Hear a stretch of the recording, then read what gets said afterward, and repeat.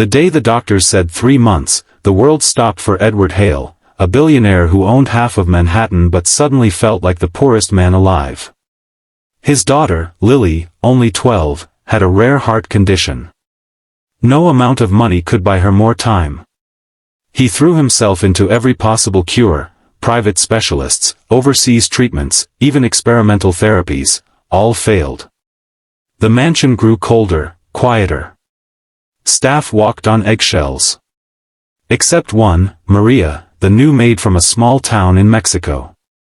She didn't talk much, but Lily loved her instantly. While Edward hid in his study, drowning in research and regret, Maria sat by Lily's bedside telling stories, of wildflowers that bloomed in dust, of hope that never dies. One night, Edward overheard laughter echoing down the hall.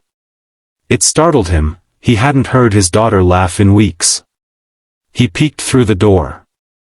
Maria was teaching Lily how to make paper hearts. Lily's weak hands trembled, but her smile was real. Something inside Edward cracked. He realized Maria hadn't come just to clean, she had come to heal what money couldn't touch.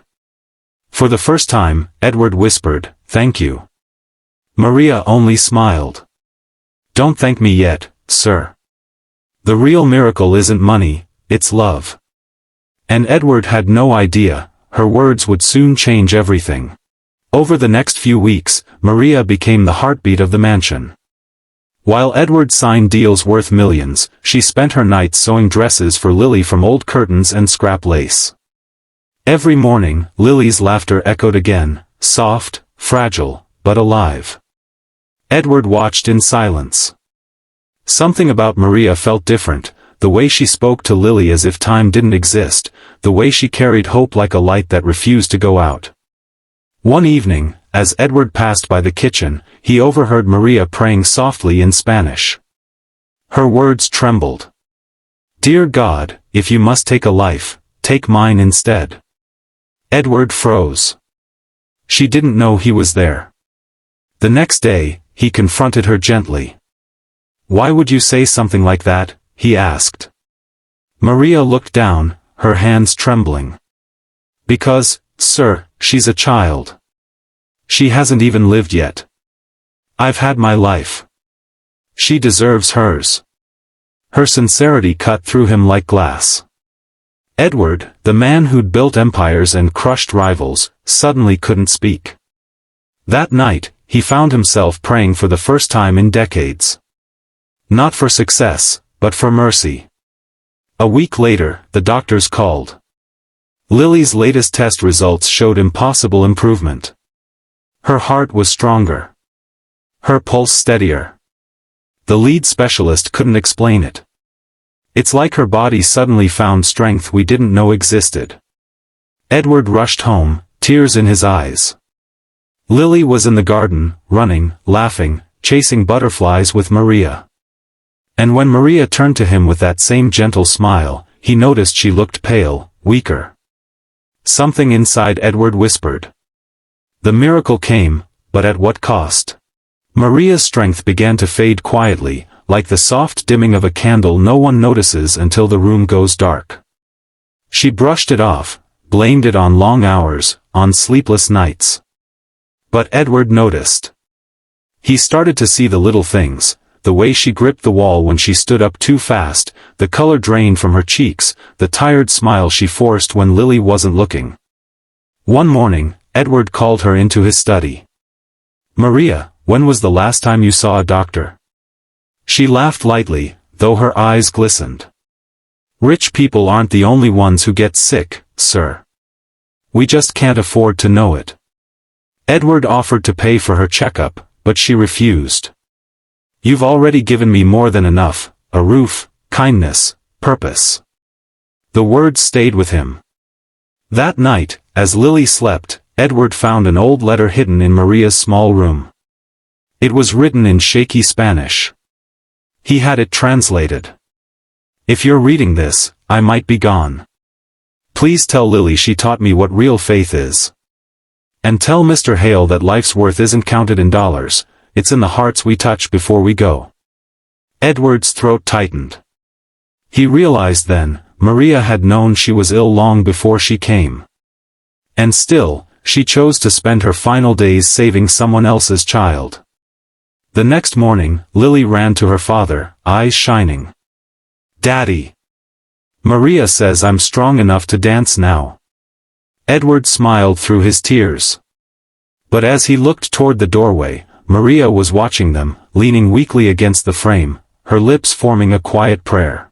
Autumn leaves drifted across the Hale estate like fading memories. Lily was stronger now, laughing, drawing, living. But Maria was withering. Her steps grew slower, her voice softer. Edward arranged for the best doctors to see her, but Maria refused every appointment. "I'm not afraid, sir," she said gently. "My time's simply coming to an end. Let me spend what's left of it with her." He couldn't argue. She had given his daughter life, how could he deny her anything? One afternoon, Lily insisted on throwing a thank you tea party for Maria.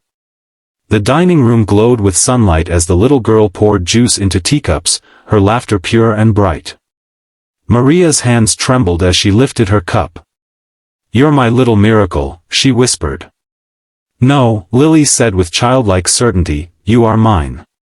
Edward watched from the corner, heart heavy yet full of something deeper than gratitude, love, respect, awe. That evening, Maria asked to sit in the garden. The sun was melting into the horizon, painting the sky gold. She looked up at Edward. "You know," she said softly, "I used to pray for a purpose. I think God sent me here, not to clean floors, but to clean a heart." Edward knelt beside her, tears streaming down his face. "Maria, please, don't leave us." She smiled faintly.